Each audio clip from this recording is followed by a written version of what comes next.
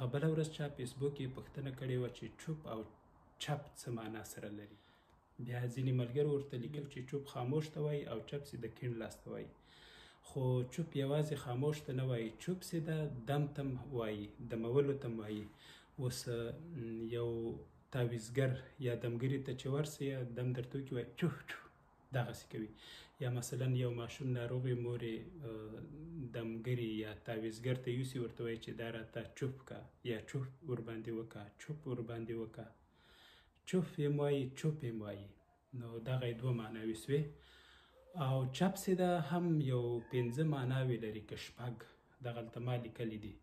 چپ کیڼ یا ګس اړخ ته وایي، لاس ته وایي، لکه چپ لاس. او څوک چې په چپ لاس لیکل کوي، ګزار کوي، هغه ته بیا څه وایي؟ چپلاسی. ځینې خلک یې کیڼ لاسی بولي. چپ سي ده سرچپه ته وایي. کله چې ماشومان چپلې، څپلۍ یا بوټان ناسم پښو کې د ښي پښې چپې ته کي، د چپې ښي ته کي، نو بیا ورته وایي چې بوټونه د چپ پښو دي، یعنې ناسم دي پښو دي یا سرچپه دي پښو دي. چپ تقریبا ځان پټولو یا د یو چا نه سترګو نه ځان پناه کولو ته وایي.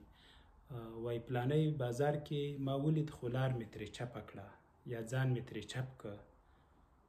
مطلب دا چې ده ته مخامخ ورنغلم، په بله غاړه ترې لاړمه.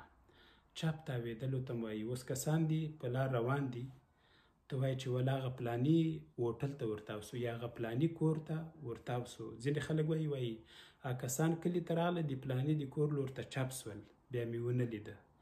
یا وایي چې هغلته کسان په سړک روان وو، بیا هغه د ځنګل لور ته ور چپ سول، مطلب ځنګل ته ننوتل یا د ځنګل لور ته ورتاو سول. او چپ سي ده مچولو ته وایي، مچو کول. ځینې خلک وایي لیلا مې مچو کړه، نور وایي لیلا مې چپ کړه. یا وایي چې مه مې چپوه، یعنې مه مې مچو کوه. چپ یا چپه غورځېدلو ته وایي، لکه موټر. دا زموږ لهجه کې سته وایي موټر چپه سوی، خو دلته هی ورسره اضافه کېږي. داسې ورته کلمې که تاسو هم لرئ شریکوئ.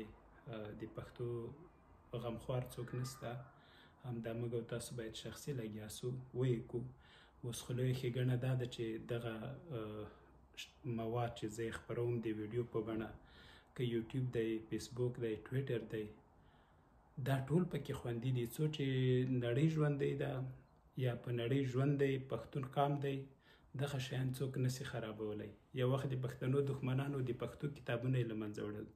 مجاهدین چې کابل ته لاړل، اول کار یې دا و چې په کابل پوهنتون کې پښتو کتابونه وسوځول.